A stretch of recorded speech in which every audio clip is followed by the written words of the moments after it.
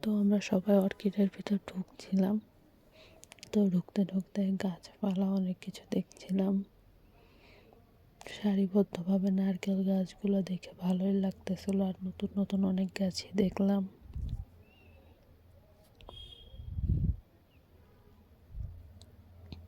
তারপর আস্তে আস্তে ভিতরে ঢুকে পড়লাম।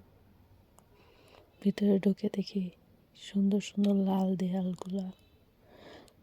দেয়ালে ঘেরা বাসা বা বিল্ডিং যেটাই হোক, এগুলো অনেক ভাল লাগে আমার।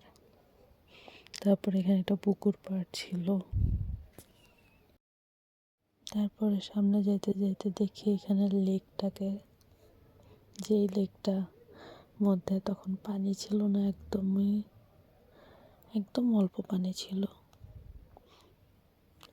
আজকের ভিডিওতে অর্কিডের এই পর্যন্তই, বাকিটা অন্য কোনো ভিডিওতে দেখাবো। Tata, bye bye.